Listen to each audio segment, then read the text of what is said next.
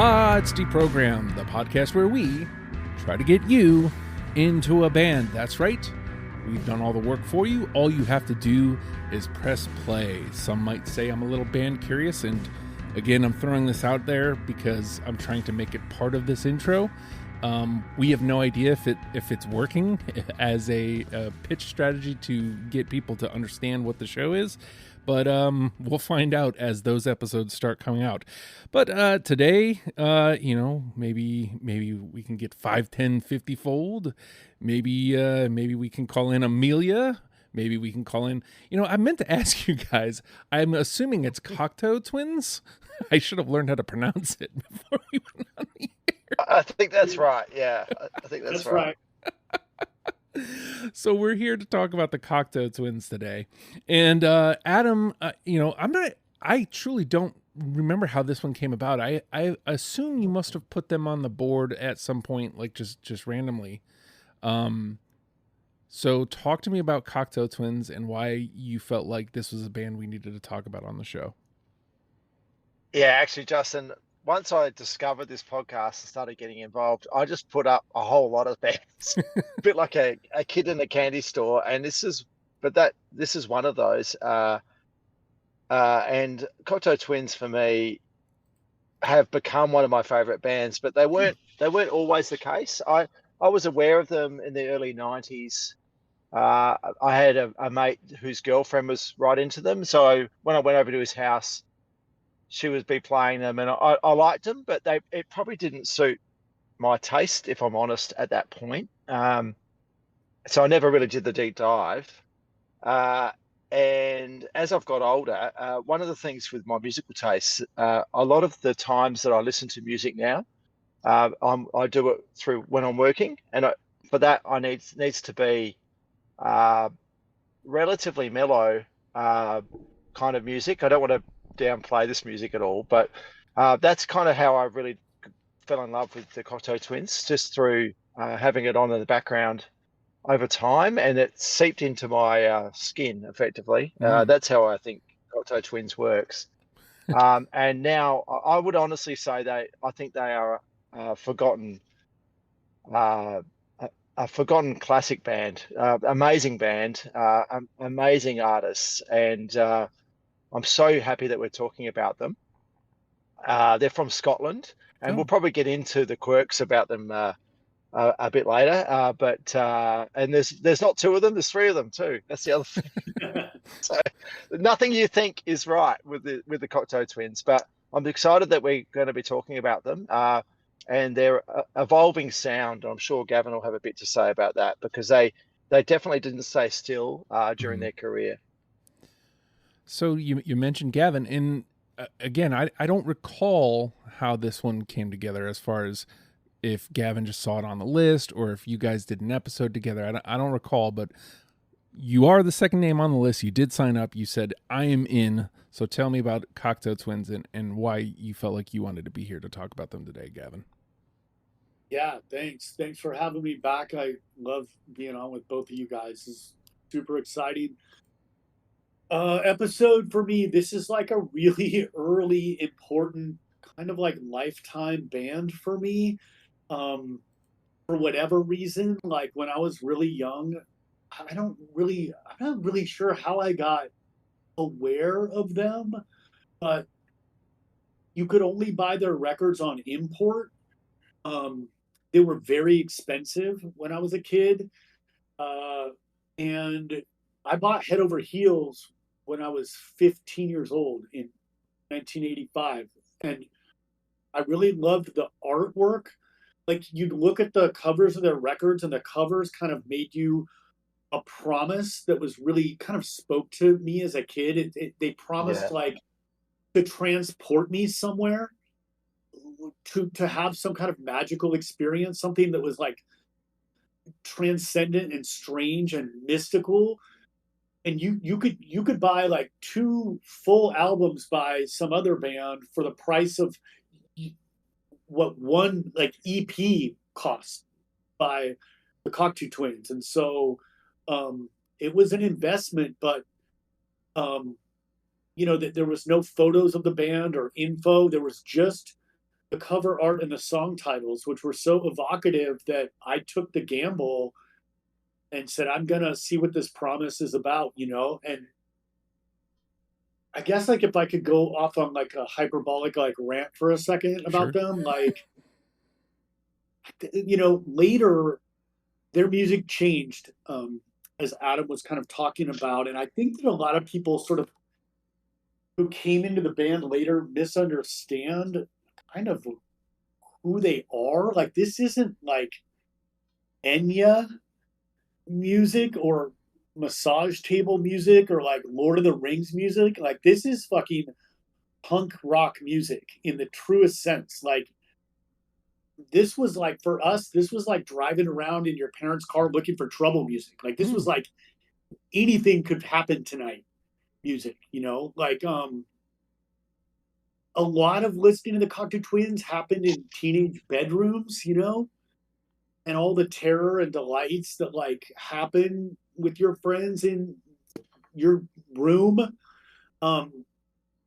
This is like fucking cigarette music. I heard this guy say like on a podcast the other day, he was talking about Treasure, and he said, this is a bullheaded charge into the ethereal. And I was like, fuck yeah. Like this was like pre-drugs music for me by a good 2 years.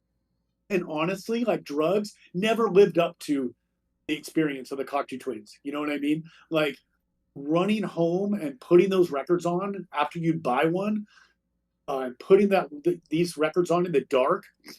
I mean, like, what's going to compare with that afterwards? You know, like most of my life has been a letdown after that.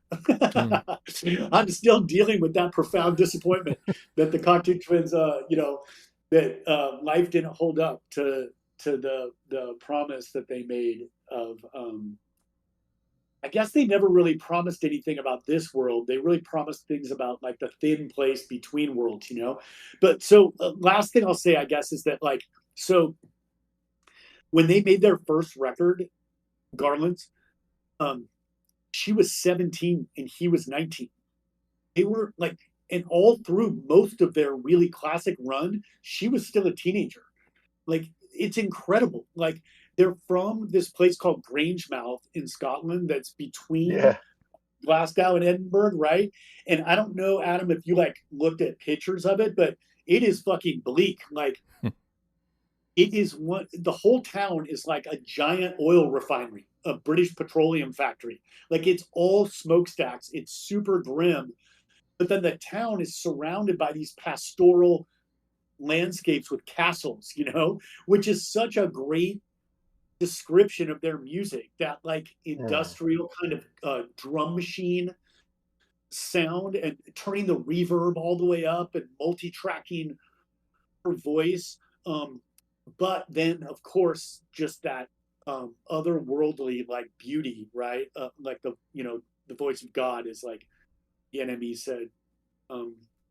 But they were, when they were kids, when they were teenagers, they were into like super extreme and gothic music. They were into Bauhaus. They were obsessed with Susie and the Banshees. They were obsessed. You can see that. They were obsessed with the birthday party to the point where they became like roadies for the birthday party because they just kept going to all their shows. And the birthday party was no joke. That was like a violent, you know, really extreme band. She had a Sid Vicious tattoo. They were reading books on witchcraft. Like, I think that the music they created from their influences, what they did together as teenagers is extraordinary. Like, she's trouble, man. Like, she's smoking cigarettes in the bleachers, you know, watching the other kids fucking run track. And he had a fucking bad attitude. He still has a bad, like, they were rude to the press, completely uninterested in making a good impression or explaining themselves. And I just love them forever. I just think they're fucking amazing, you know? Man, again, this is why I want to emphasize to anybody listening, this first half is so much more important than the list.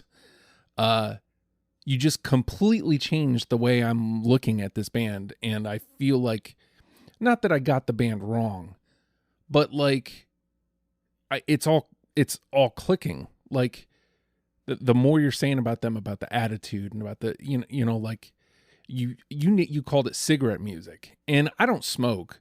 I've smoked maybe 20 cigarettes in my lifetime. It's probably actually even less than that.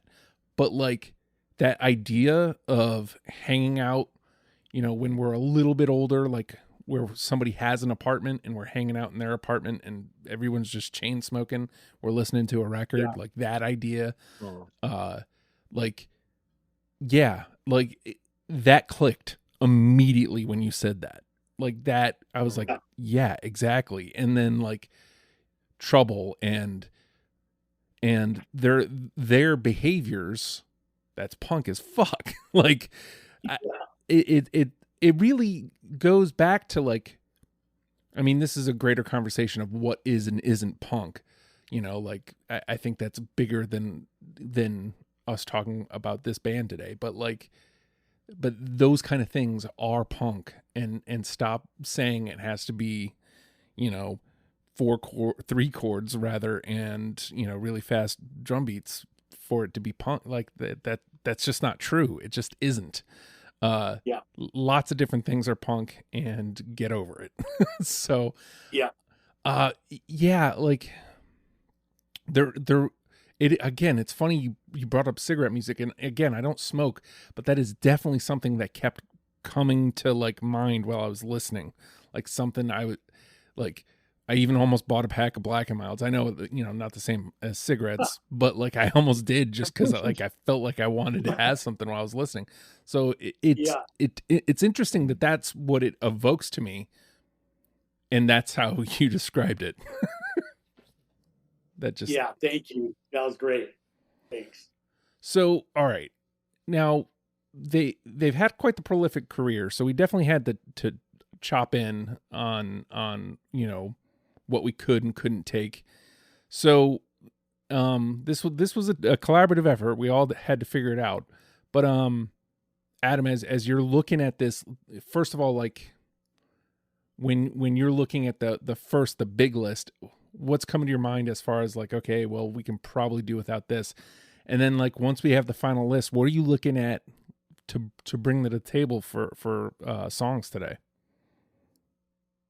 Yeah, actually, just for anyone listening, we did cut it off after we have Heaven or Las Vegas, but the albums after that we haven't included. So if anyone's disappointed that certain songs aren't getting talked about, for me, I probably, it's really going to be interesting this, because I'm probably coming at it from a different angle, because I love the early music, although I wasn't familiar with it beforehand. So I had to get a bit more immersed in it. I knew a few songs, I knew a few of the singles, but I didn't know some of the early stuff as much. I definitely was well aware of Treasure and Victoria Land, and the later few albums as well, but the very early stuff. So first, just wanted to listen and get myself up to speed with all of their music from that perspective. I agree with everything. I loved what you said, Gavin. Everything you're saying, because it's got that real dirty element to it. But the other thing I'd say is they really did evolve their sound, and I'm a fan of that evolution as well, because they are known as the probably the birthplace of dream pop. And you would never have thought that. You would never have thought that if you listen to the Pink Opaque, you would be going, what the fuck? That's what are you talking about? If you actually do listen your way through this discography, it changes, but doesn't lose its integrity the entire way through. And I love that about them. I'm probably just banging on about how much I love them, actually, and not getting to answer the question. I would say that I really tried to reflect the different sounds as much as I could in my list. And I do have a particular soft spot for certain sounds of theirs, which I might reveal as we get through the conversation. So my list is not even, but I'm pretty happy with it. Although I did make a late change about 5 minutes before we got on. Oh, wow. So, but overall, it wasn't too hard to get down to the 20 this time for me. I probably had 25. The last 5 were hard, but it wasn't too hard to get down. So, Gavin, you came up with the initial list, and we kind of looked at it all. We all kind of looked at it, and we're like, "That's probably a little much." And then I forget the exact quote, but you're at some point you're like, "Man, I don't want Justin to just think that this is like some droning like." so you guys went with the knife and cut it down a little bit more.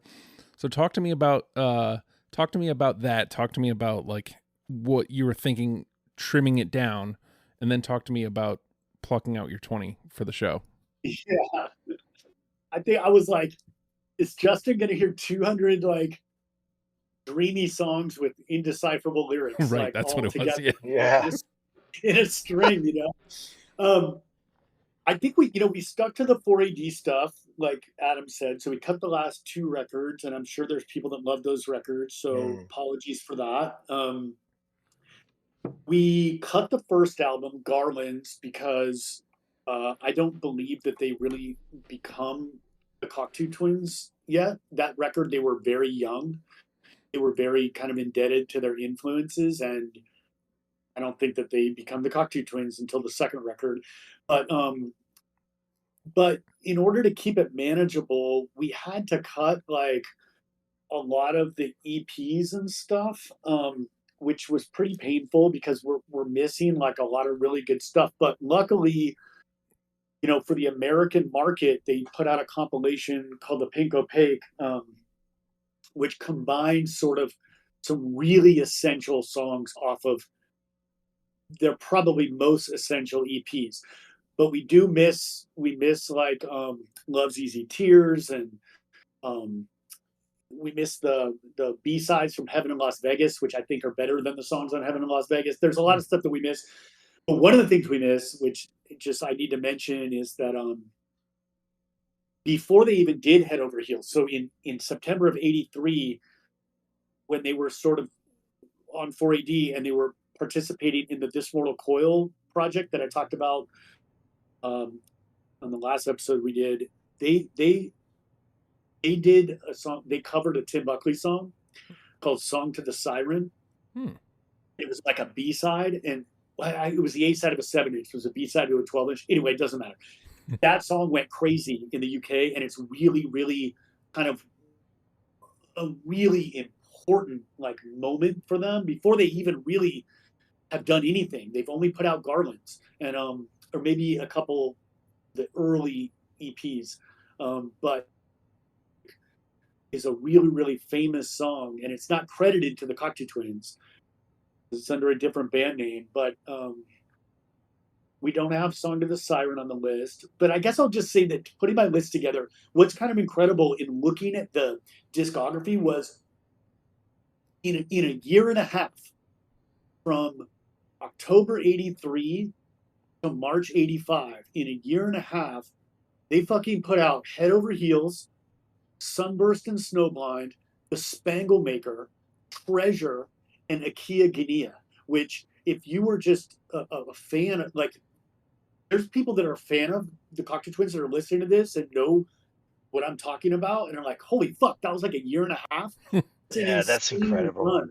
That is an insane run. And she finishes that and she's still only 19. You know what I mean? She's still a teenager. It's really incredible. And so that for me is their peak period. So that's where I drew most of my songs from. I have all kinds of amazing experiences with the later stuff too, but to me, that's the crux. That run of records is like the crux. So it's funny. You guys have both kind of said that the front end is, and believe me, I had issues on the front end. But something about when Bluebell Knoll starts, and through Heaven or Las Vegas, like those two records, I was just locked in a way I wasn't previously. Like there were, again, like I had a lot, like I was cursing you guys out by the time I'm like through Treasure. Like I'm like, oh my God, I don't know how I'm going to do this. And then like Victoria Land. I like Victoria Land a lot, but it felt, you know, maybe I'm wrong on this, but it might have just been the timing of when it came up. But when it came up, it felt like an outlier. So I do have some songs from it, but it feels like an outlier.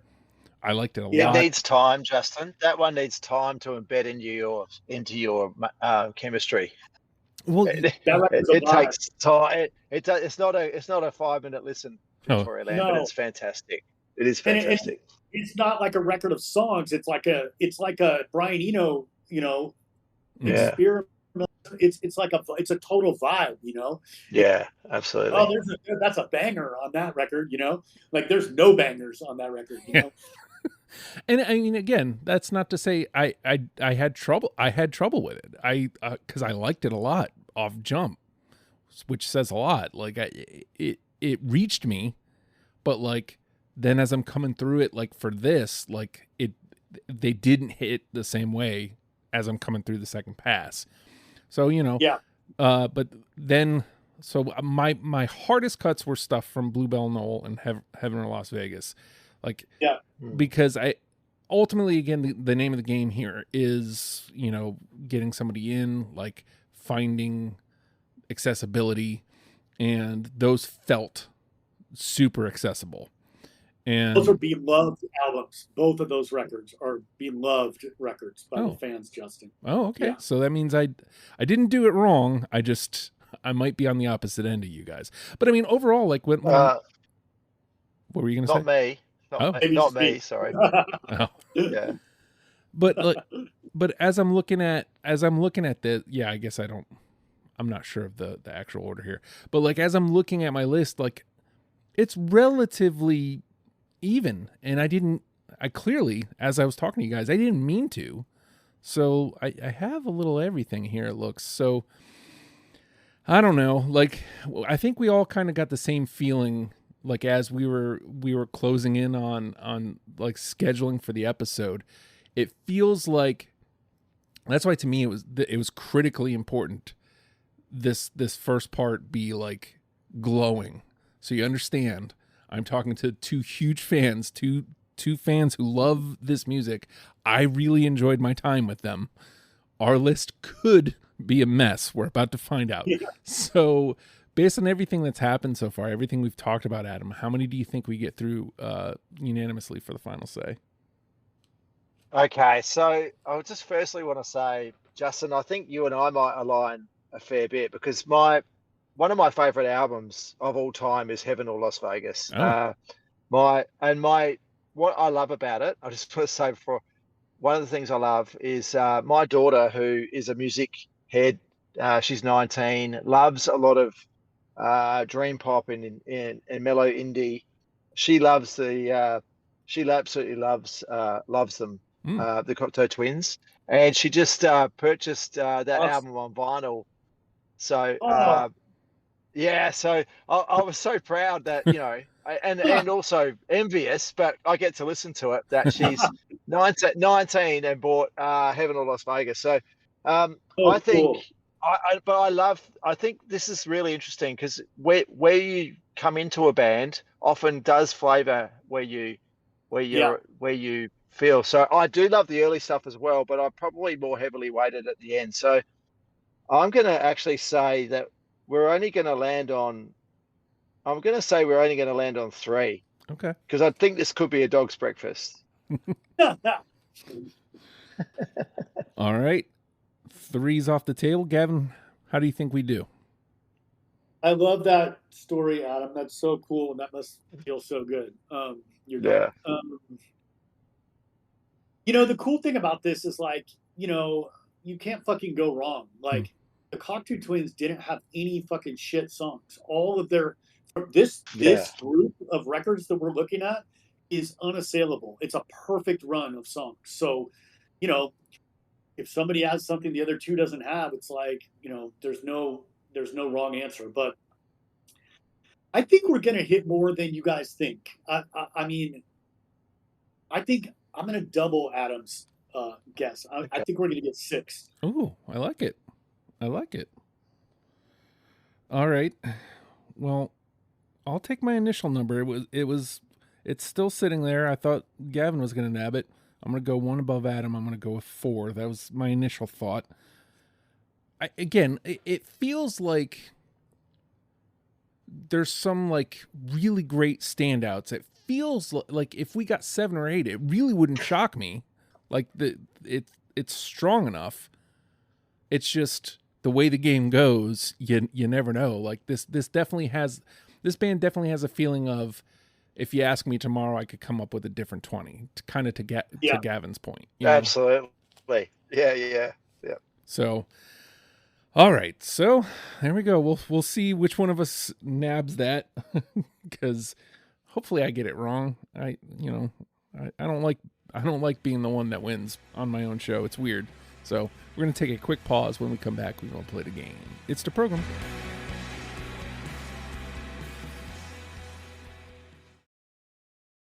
And with that, the name of the game is Deprogrammed. The 3 of us have come through a selection of the Cocteau Twins discography and plucked out 20 songs that we're now going to mash together in an attempt to create a top 10 starter kit for you, in case you have never given the Cocteau Twins the time of day.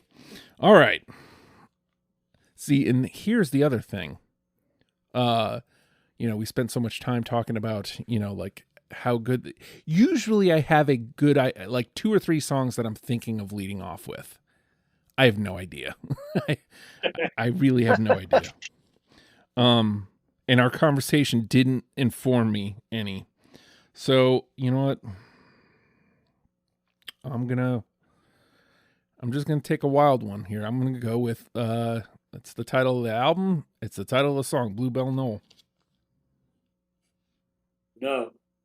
Yes. Okay. Ooh, nice. I absolutely love that song.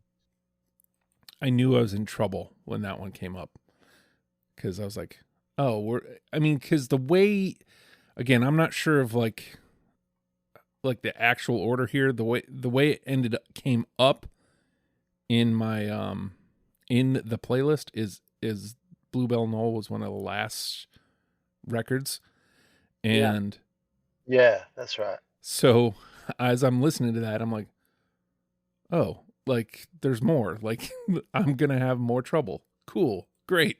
Yeah. Let me curse Adam and Gavin some more.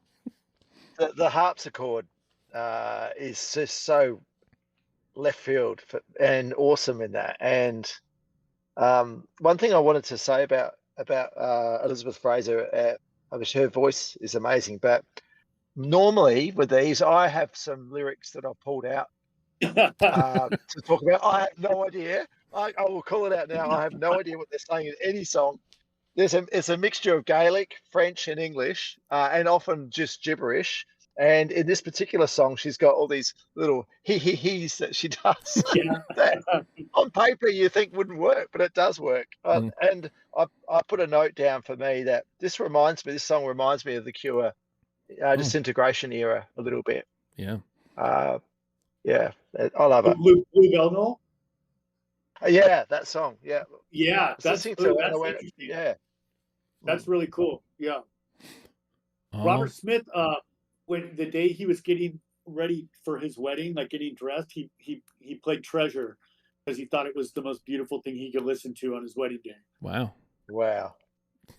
That makes sense to me though. Like I definitely was getting Cure vibes. It totally does. I definitely got this has to come up, Smashing Pumpkins Adore vibes. I got a lot of Adore vibes here.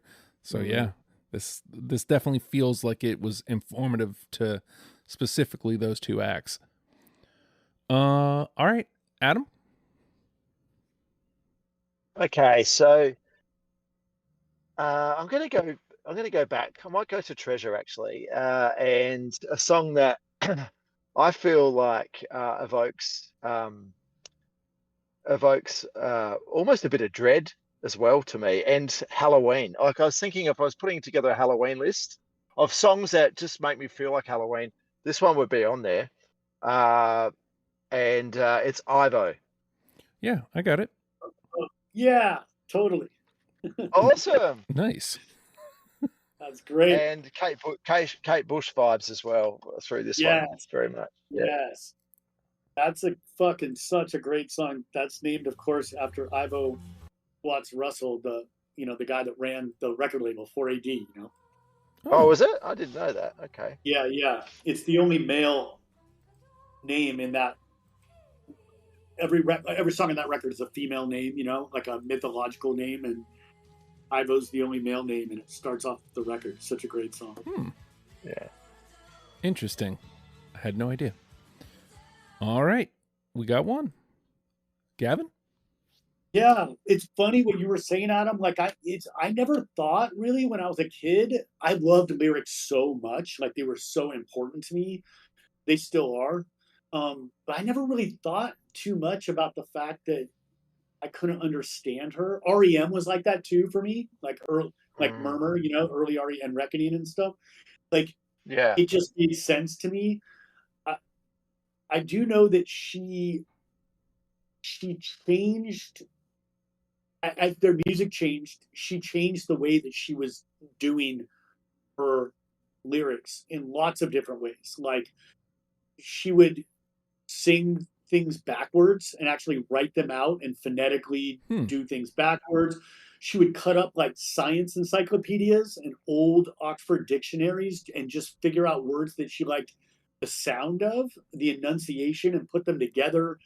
Sometimes she would make up nonsensical words. Then, as she had a baby, and started going to therapy and stuff, it became more important for her to actually have Mm. lyrics and have them be understood. So I don't know. She did a lot of different experiments, and she had to remember whatever she came up with. She had to be able to do it live and Mm-hmm. remember it, right? And so she wasn't just making up. It had to make sense to her. It had to work for Yeah. her. Um, Yeah. I'm going to take something. So for our purposes, it was off the Pink Opaque, but it's a song from their very first record, Garlands. It's my favorite song off the first record, and it's called Wax and Wane. No, No. Sorry. that I was like Right? it though. yeah.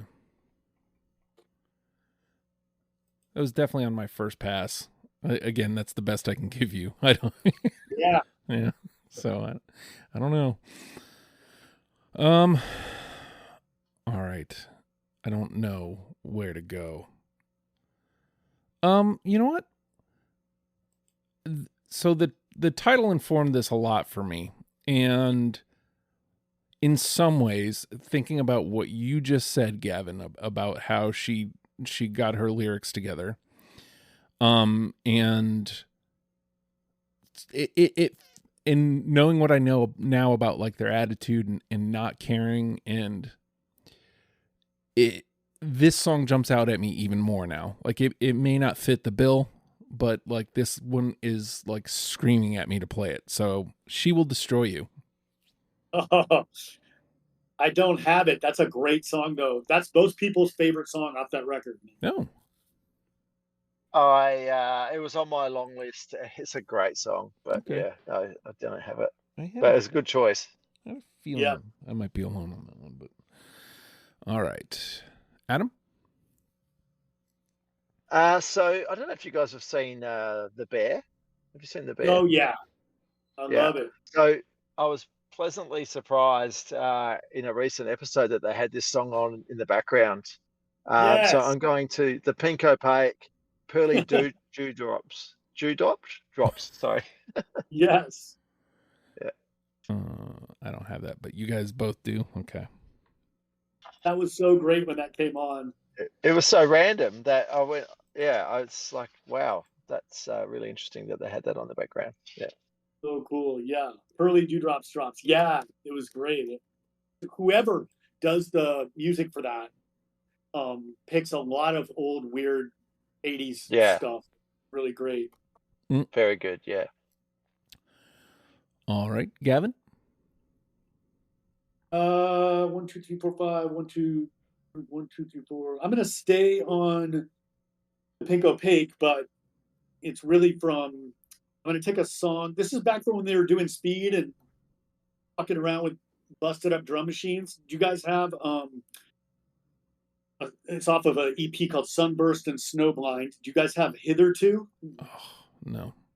Yes, I do, and that song's becoming one of my favorite songs.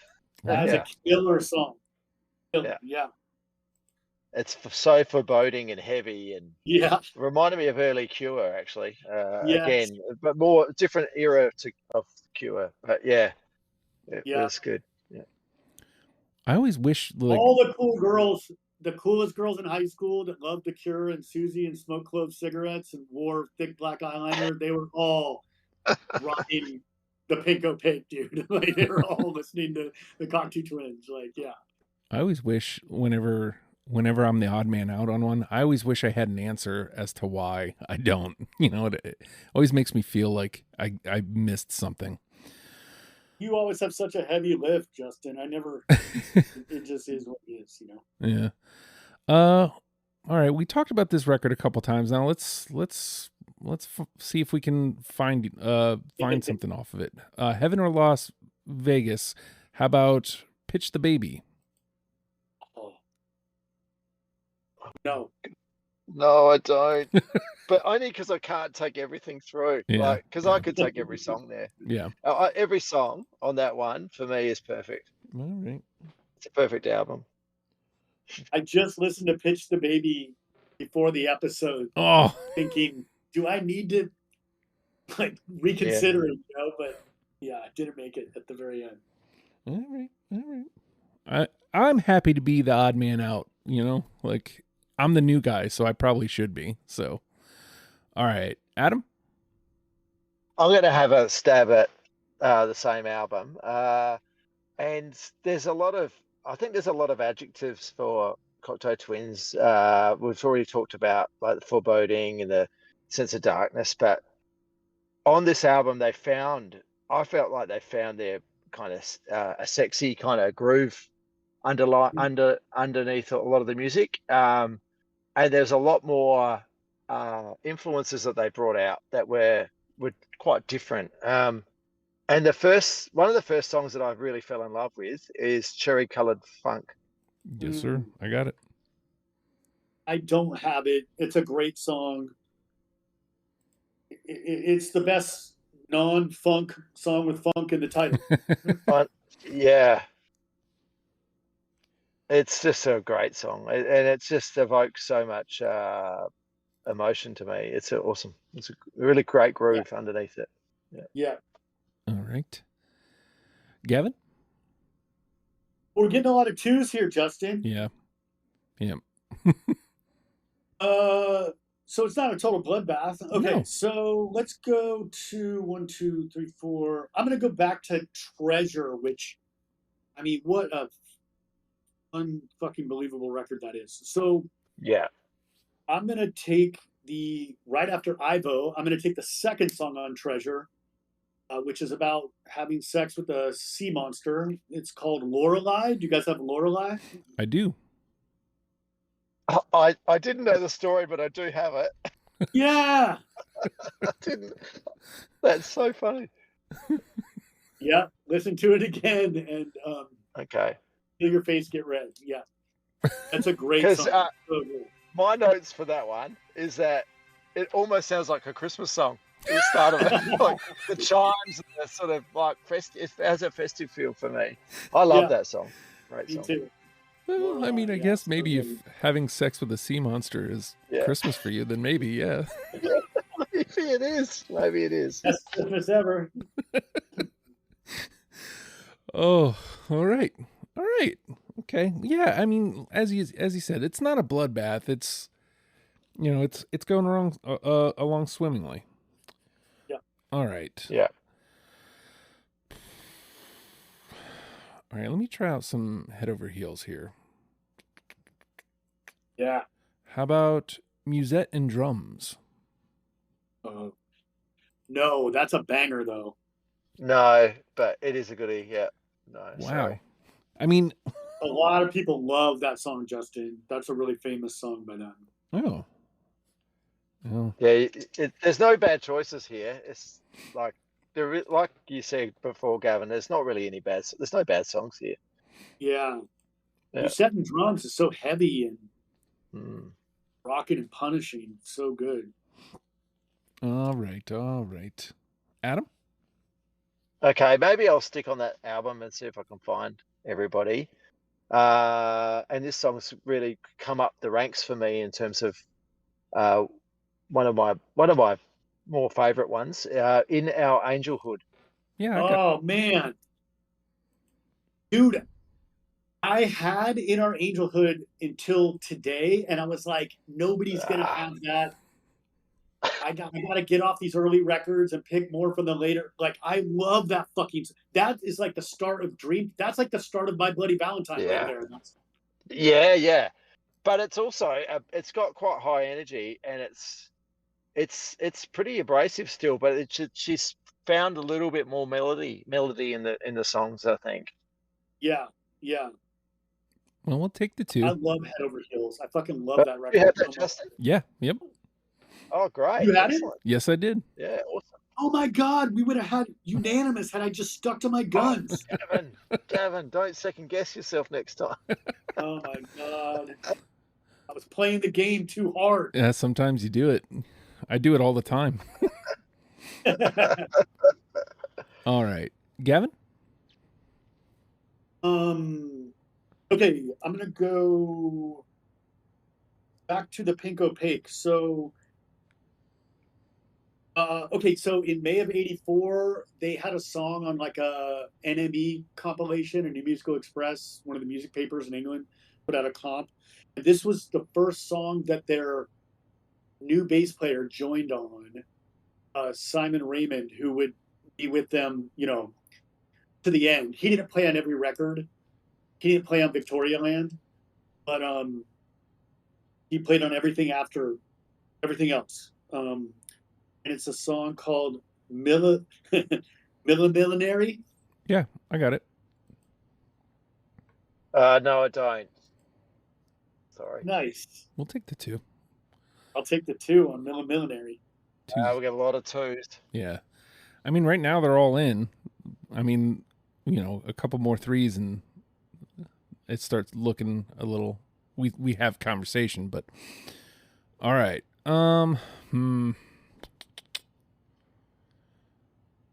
right. We've talked about Victorialand. I did bring some stuff from Victorialand, so let's find out. I'm on a dreadful streak here, so I assume I'm probably going to the bin again, but you never know. How about Little Spacey? No, but I love that song. I'm sorry, Justin. I'm just on a brutal streak here. That's many people's favorite song on that record for sure. Really? Just Man, yeah, for sure. Wow. I don't know if it's just luck or what, but all right. It's just that it's our favorites. Like, I didn't really sort of say this before, but because I listened to this music a lot when I'm working, before we did this, started doing this episode, I probably couldn't have named too many songs because I knew them, but I just listened to it as one continuous lot of music. And so breaking off songs like this almost feels wrong with this band. So they're, I mean, because their albums are, I think they must have put a lot of work into making their albums one big masterpiece. Yes. And they really, it's really no skippable songs on any of these albums. So it's just whether or not we pick the same section of an album, effectively. Yeah. Whoa. All right. I might go off Victorialand as well. And one of the songs that I will put on if I'm feeling like I just need to chill out, really relax, kind of almost meditate, and that's it's in the name, Lazy Calm. Oh, No. I love that song. I didn't take it. No, me neither. I can't save you, brother. Sorry. I fucking love that song. That's all right. I had it. There we go. I had it in my initial list. Yeah. That's all right. It's a chill out song. Yeah. That's a track 1. Yeah. All right. Weird track 1, isn't it? Like it's like go to sleep. Yeah. Yeah. All right. Gavin? I'm going to go back to Treasure. I'm going to take the last song on Treasure, which is so great. And a lot of people miss it because it's the last song. Do you guys have Dynamo? No, unfortunately, I do not. No, I don't. So, but I do like it. Yeah. All right. All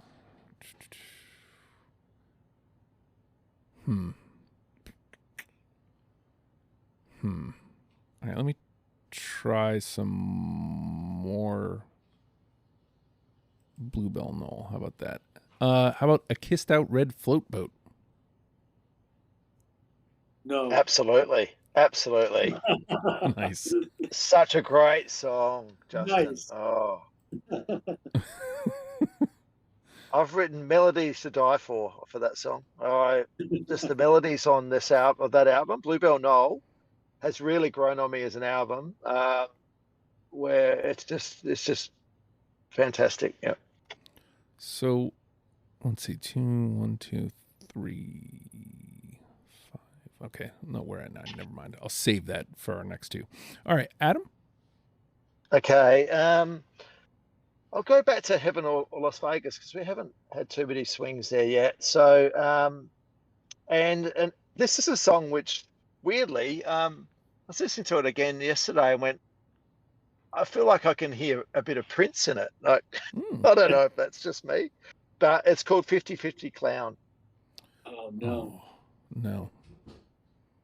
Ah, damn it. Go back and listen. I think it's Prince influence or something there. Yeah. All right, Gavin. I'll stay on Heaven or Las Vegas with you. I really, again, fucking love the last song on that record, Frou Foxes in Midsummer Fires. Oh, yes. okay. That was my late change, by the way. It's such a great song. I listened to it. Went, how the hell do I not have this on my list? Like seriously. So I added it on this morning. Well, Nice. to add to the I can't believe that was. I'm having trouble remembering where a lot of them kind of fell out. I'm 99% positive that was song 21. At worst, it would have been like 24, 25. So it was like one of my last cuts. So,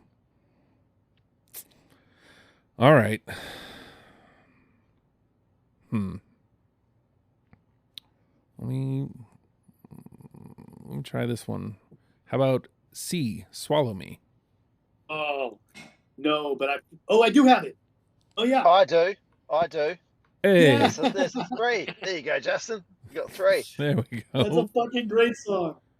And just like that, we have conversation for the next round. Yeah. That's the number 1 Spotify song I saw. Yeah. So we should just say really quick that that's off The Moon and the Melodies, which came out in November of 1986, and it's a collaboration with Harold Budd, who it's not even labeled as a Cocteau Twins album. It's attributed to Harold Budd, and then they name each of the 3 Cocteau Twins. Harold Budd was an experimental composer who was not famous. I think he was teaching at Cal or something, and like he somehow some tape that he made got in the hands of Brian Eno, and Brian Eno kind of discovered him, and they made an album together called The Pearl. Harold Budd's a pianist, and that album is like a pretty stunning ambient record. But he kind of became famous in experimental composer ambient circles, and The Moon of the Melodies feels like a sister album to Victoria Land, right? Yeah. Don't you guys think like they both came out in much. 80?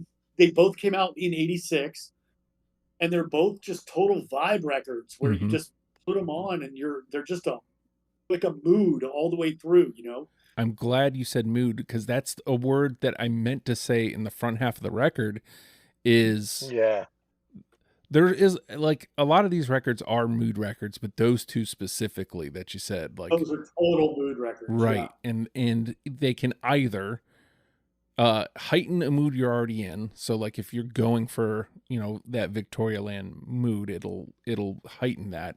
or it can take you to that mood. Meaning if you're in a bad mood, you pop that on, it'll take you to that mood. That's what I found. So yeah. All right. That's great. That's crazy. We got See Swallow Me in. That's so cool. Yeah. And like I said, awesome. just like that, now we have conversation for this. Like something's gonna get dumped. And we're sitting at Adam's 3. So depending on how it goes from here. Adam, you're up. Okay, I'm going to pick a song, which is always dangerous. It might be my favorite song. Uh-oh. Not sure. But because it does change. But at the moment, and this song, it's just got a beautiful melody, and I'm a sucker for that. It makes me think of, I wrote down like a lazy day sitting in the sun with friends and drinking some nice wine or something like that. I've no idea what the lyrics are about though, so it could be that it doesn't fit. But it's off of Bluebell Knoll, and it's called Seco Buff. I don't know how to pronounce it. I got it. Yes. Oh, you've all got it. Oh, you beauty! I thought that was going to be a trash for sure. Preston, you have it? Yeah. Yep. That's my favorite. That's my favorite song off Bluebell Knoll, and I didn't even think anybody even knew about that song. That's oh my god, it is. It just kept creeping up on me, and I to the point where I sometimes just listen to that 1, 2, or 3 times in a row. It's amazing. Oh. Yeah, that is a stunning song. So now we're at 4. Yeah, gents, we gotta do better. We gotta at least get one more. Do not put this weight on me. I think that's the first time I've led with my sentimental fave, and it's actually got through on a 3 on any panel. I feel like most of the time my sentimental faves, they might get 2, but they don't get the home run. So that's great. I'm very happy. It's like the fastest route to the trash to say that it's your favorite song. Yeah, I know. It's like leading with your chin, isn't it? Really? Yeah. All right. Well, Gavin. Okay. I'm going to go back to, for our purposes, the Pink Opaque, but this is really the title song off an EP from March 85. Do you guys have Akia Guinea? No. No, I don't. Super, super, super late cut. When I was talking about, those last 5, that would have been one of them. Yeah. All right.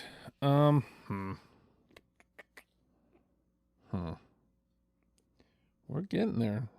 I feel like. Dun dun dun dun dun. What haven't I done yet? Let me try again for our purposes. Pink Opaque. How about Pepper Tree? No. No. All right. Great song though. All right. Adam. Okay, so one thing about them that I love is their ability to make repetition in songs still be interesting. Like I don't know how they do it, but it's just, I think that's why I feel like the music seeps into your skin a bit, because it just over time. And this song is very repetitious, but I just love it. And it's Sugar Hiccup off Head Over Heels. Oh yeah. Oh, good. Totally. Do you have it, Justin? No, I don't. That was one I was going to revisit because it came up when I asked the audience. And I didn't get a lot of like song specific. I got a lot of records when I asked that, but Sugar Hiccup came up, and I wanted to revisit it, and I didn't get a chance to. So I feel like that's the moment, Adam, they become the Cocteau Twins, on Head Over Heels. Maybe. Yeah, I think so. It kind of predicts like Pearly Dewdrops drops, like, yeah. Doesn't it sound like she's saying Sugar Hiccups on Cheerios? Yeah, she just says the same thing over and over for 3 minutes or whatever, pretty much. But yeah. All right. So Sugar Hiccup was 2. Yeah. Was that Adam? Yeah, that was me. Yeah. Okay. Sorry, I lost track. Gavin, it is your turn. I'll probably take a whiff here off Treasure. Do you guys have Aloysius? No. No, no. I'm thinking maybe because I think I have 6 left. So I'm thinking maybe this is our last full round and then dump out from here. All right, I'll try another Heaven or Las Vegas track. How about Iceblink Luck? Yes. Absolutely. Oh, Often called their most accessible song, actually, but it's just beautiful. Yeah. Great single. oh, okay. Well, that makes sense. I mean, again, that's not something I knew, but that makes sense. Yeah. Also, yeah, super accessible. Yeah. Okay, I was going to go that one actually. I think I will. Where will I go? I think if I might go back to Bluebell Knoll and go with I already mentioned the Kate Bush influence, but this one it's all over it. Carolyn's Fingers. No. I don't have it. It's a great song. It's the single Wow. off that record. It's so good. I don't have it. I know that was on my first pass. I know that doesn't really help, but since I had 37 of them, but all right. Yeah. It speaks to the quality. It speaks to the quality of the Discog that's a whiff. Yeah. Totally. Yeah. All right. And Gavin?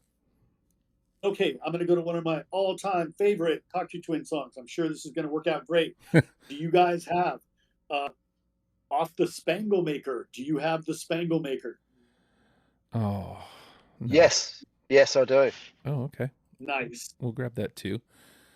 Again, that very few songs that I got. Spangle Maker was one of them. I did get to listen to it right before we went on, but I was doing something else, so I wasn't able to give it like the attention it deserved. So to like truly revisit it. All right, so that's another 2. All right, I'm gonna start at the top here and just dump out. How about 510 50 Fold? Oh, great song. I don't have it. No, it's a good one, but no. All right. How about Amelia? No, great song. No. Okay. If I hit on this from Victorialand, Oomingmak. Yes. Wow. No. What was that? What song? Oomingmak? No, I don't have that one. That was on my short list, though. That was on my long list, sorry. Yeah. I can't believe that one's getting into the combo. I'm into it, though. Good. Let's see. From Bluebell Knoll, Athol Bros. No.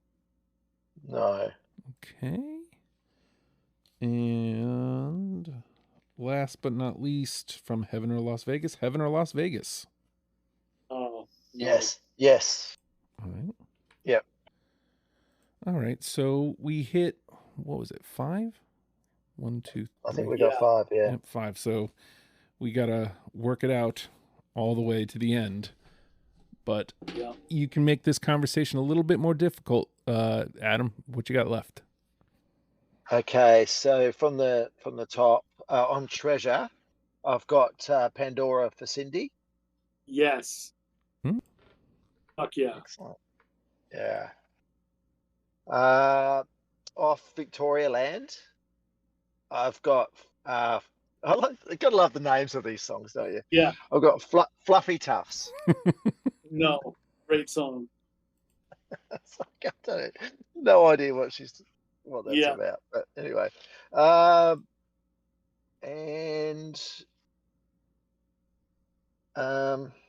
think that's it from me. All right. Yep, that's it. All right, so let me sort this out, and then just for fun, Gavin. Off Head Over Heels, I had Multifoiled, which is like that cabaret swinging song that they do. Yeah. let's see. You did that. So off of the Pink Opaque, I have From the Flagstones. Oh. And from Heaven or Las Vegas, I have Wolf in the Breast, which is a great song. I tell you, what was that one that from the Flagstones? That one Yeah. I was listening to right before we went on. I was paying a little bit more attention, and I almost if it wasn't so close to going on, I probably would have tried to figure out a way to get it on my list. Yeah. Clearly, I had room. I would have hit. We would have hit 6 if I kept in our Angelhood. That's so crappy. All right. Okay. So here we go, though. We got 5, which is still. I mean, it's better than both Adam and I predicted. So it's just the one shy of what you thought. So we got Ivo, Lorelei, Sea Swallow Me, Seiko Buff, and Iceblink Luck are in. Amazing. So, what do we got here for 2s? 13. Boatload. 13 that we need to trim down to 5. All right, so we I'll run them. Yeah, I'll run them down here real quick. Bluebell Knoll, Pearly Dewdrops Drops, Hitherto, Cherry Colored Funk, Inner Angelhood, Mill Millenary, A Kissed Out Red Float Boat, Frou Frou Foxes in Midsummer Fires, Sugar Hiccup, The Spangle Maker, Ooming Mock, Heaven or Las Vegas, Pandora for Cindy.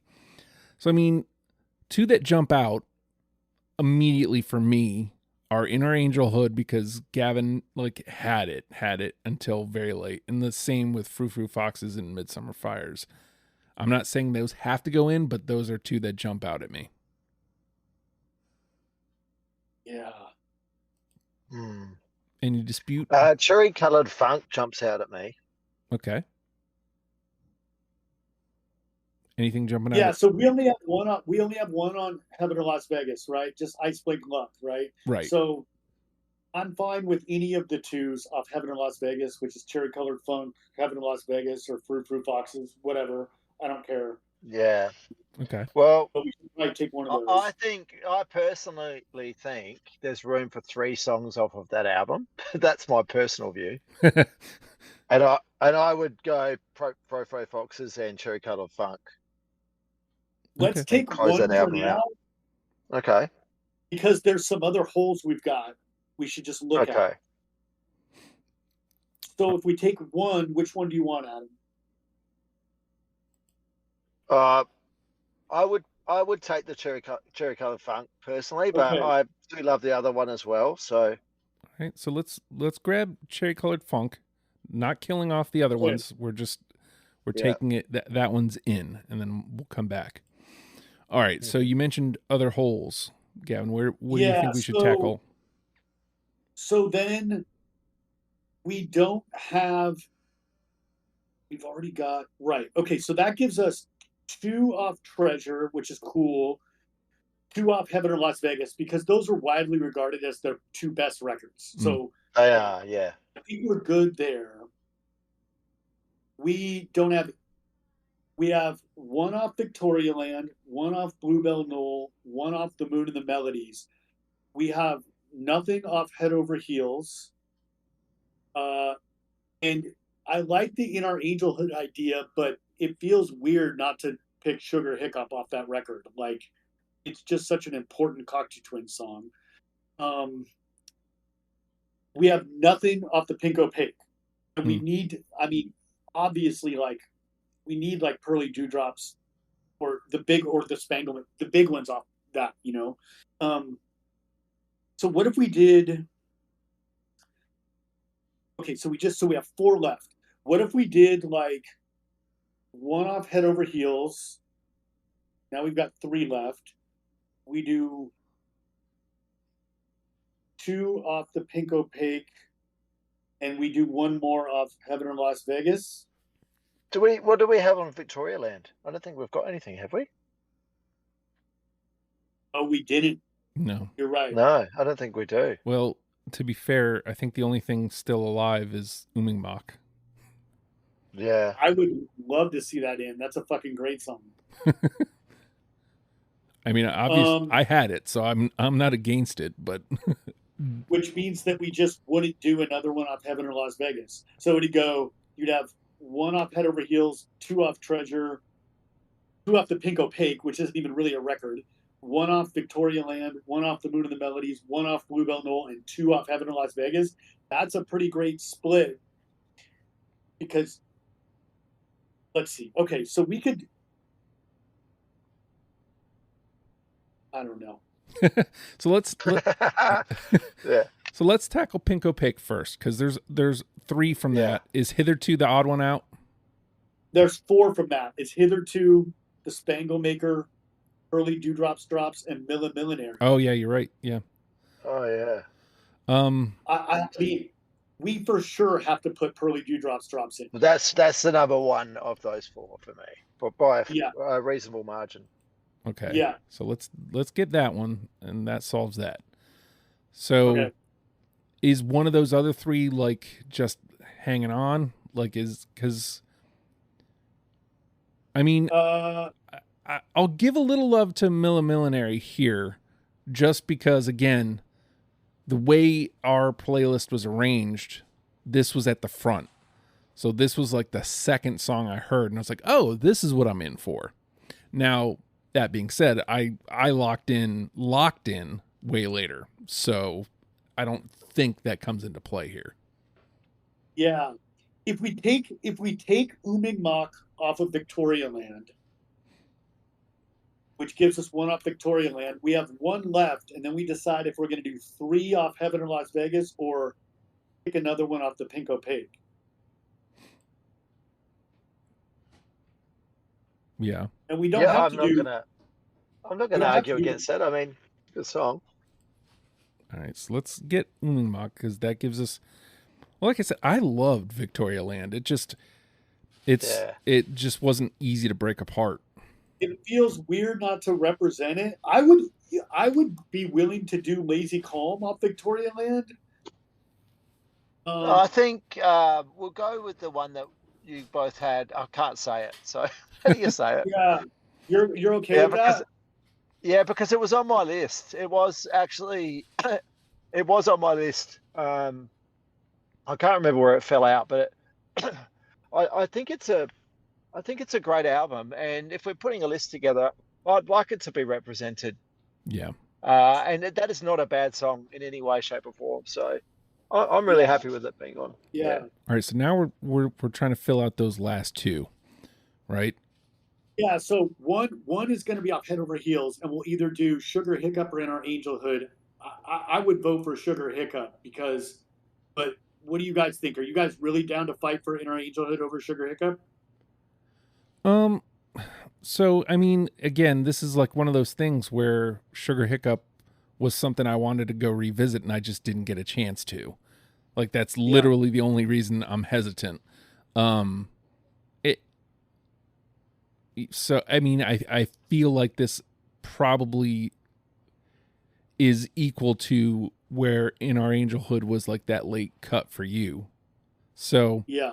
I mean, I defer. Again, I got very few song answers, and Sugar Hiccup was one of them. So, you know, if you guys think Sugar Hiccup needs to be here, I'm with it.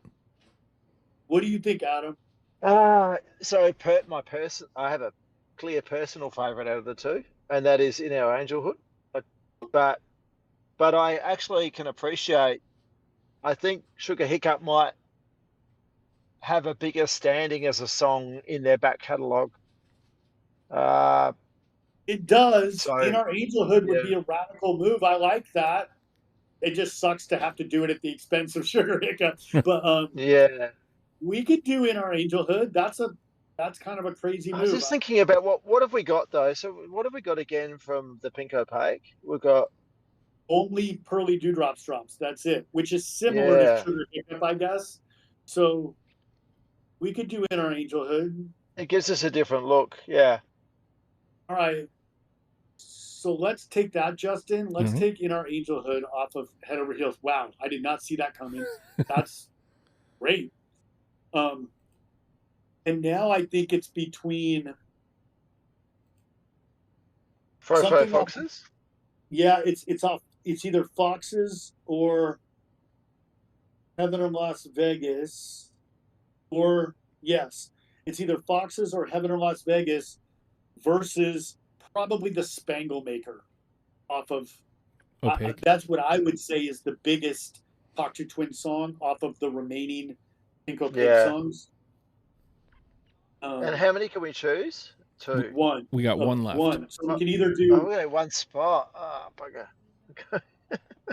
right, and so that would be two, that would make, if we took the Spangle Maker, Adam, that would be 2 songs off of Pink Opaque and 2 songs off of Heaven in Las Vegas, or we would go 3-1 and heavily load Heaven in Las Vegas versus every other record, which a lot of Cocteau Twins fans would agree with that. I am not one of them. So, I probably am one of them. I'll go for Foxes over the Spangle Maker. But so Justin, maybe you have to be the decider. Oh, jeez. Well, again, to be honest with you, I don't mind though. I really don't mind because it's a great list. So again, I'm in the exact same position because Foxes, I know for a fact, was one of those like last couple of cuts for sure, and Spangle Maker was one of the few songs that got put up that I wanted to revisit. Actually, I did revisit. I just wasn't paying close enough attention to be able to grab it. So like, it's the only reason I would pick Foxes is because like I know for a fact that it was close. Whereas I don't know that that's fair to Spangle Maker. You know what I mean? Actually, I'm going to fight for Spangle Maker now because one thing I would say about it, that maybe her voice in that, the power of her voice just shines through. And looking at our list, we might not have a lot of that on display. So I'm just arguing against myself. when maybe we go that one. When the Spangle Maker kicks in, it is like fucking mainlining Euphoria, dude. It's so crazy when that song kicks in. It's so fucking beautiful. So let's do it. Let's take Spangle Maker. Let's do it. Yeah. All right. Nice. And let me run down this 10, Thank and you, then we'll get to more sweating because again, this is one where I don't know. So we've got Ivo, Lorelei, Sea Swallow Me, Seco Buff, Iceblink Luck, Cherry Colored Funk, Pearly Dewdrops Drops, Ooming Mock, In Our Angelhood, The Spangle Maker. Adam, of those 10, which one's the one? I think it's, for me, there's 2. I think it's either Iceblink Luck or Seco Buff. Okay. What do you think, Gavin? Well, or Lorelei. Yeah. Sorry. Threw 3 in there. I think that out of all these songs, it's either Iceblink, Lorelei,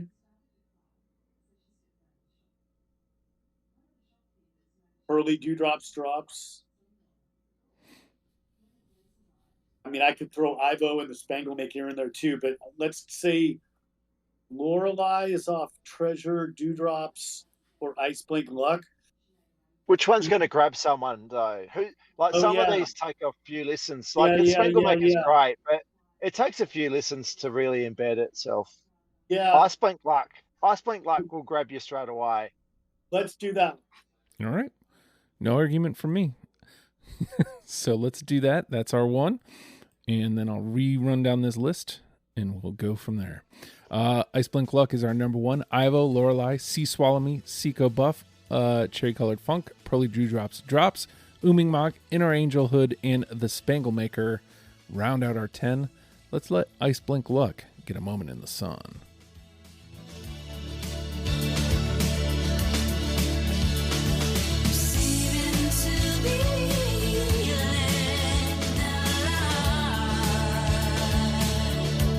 Talked about like dream pop and bedroom pop obviously is kind of like adjacent to that. Like that's definitely, this is where that comes from. Like this song, like this is that.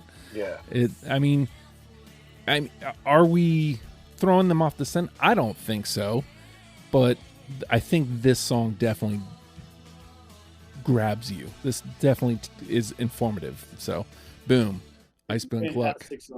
Yeah. We have done it. We have turned you into Cocteau Twins fans, and you're welcome for that. Again, we did all the hard work for you. You heard it. You heard it happening in your eardrums. We battled it out. We talked it out. We got there. And if you want to join in, if that sounded fun to you, you want to join in, legionofstupid.com is the place you go. You hit shows, you scroll down to Deprogrammed. About halfway down, there's a sign-up sheet. Tell me what band you want to talk about, and we'll try to make it happen. I mean, that's how both these gentlemen are here today. They said that they found the show and they wanted to come talk about it, and they signed up. Boom, here they are. So it really is that simple. Sometimes it might take me a while to get to you, but we will do our best to make it happen. To do that, you got to join the Legion Stupid Discord at some point, because that's how we do the show. We do the show on our Discord. If you want to do that, you can, on the Legion of Stupid site, there is a Discord button. You click that button, it'll give you an invite link. It'll take you right to our server. Hop on in there. There's a Deprogrammed channel that you can talk about the show. You know, there is a Finding Panelist thread going on. So if there's a band you want to talk about but can't find panelists to do it, that's the place to do it. Talk about, hey, I want to do this band. Anybody else down? That we had an episode on Bush that just happened the other day. From that, somebody jumped in and said, I want to talk about Bush, and it came together and it's recorded. So by the time you hear this, it'll already be out. Let's see what else. Let's see, you're already on legionstupid.com. You can listen to episodes there. You can listen to episodes wherever you get podcasts from. You know, if you're listening on Spotify, I can now reply to your comments. You can leave comments and I can reply to them. We can have little chats about, you know, whatever you got from this episode. So leave me a comment. Let's chat. 5 stars would be super duper appreciated. Definitely see a difference anytime we get a new 5-star rating. So we would appreciate that. If you're listening on Apple Podcasts, same thing, 5 stars and a comment would be greatly appreciated. Sharing is caring, of course. If you've got $1 extra a month, patreon.com/ohhijustin is a great place to put that $1. You enjoy the show enough to pledge $1. It gets you the conversation we're about to have. It'll be a brief one because we went a little long here. It'll be a brief one, but it'll be the after the fact conversation we're about to have. You get Deprogrammed before the rest of the world. You get the occasional Oh Hi Justin podcast. I was doing really well in, I think, May and June. And then the kids got out of school, and I haven't done one since. So what does that tell you? Let's see. What else do you get? You get access to different channels in the Discord. And, you know, I'm open to suggestions. Like if you think there's something that you know, we can do that will make you feel better about giving your $1, then let's do it. We mentioned the Discord server. Hang out in there, numbers, all that stuff. The best way you can help the show, honestly, is by telling somebody that you listen. Hey, I listen to Deprogrammed, and you should too. I would appreciate that more than I could ever put into words. So if you got nothing else, do that, and I would greatly appreciate it. With that, Cocteau, we've said it like 3 different ways today, twins. Learn and love them, people. We'll see you next week. Bye.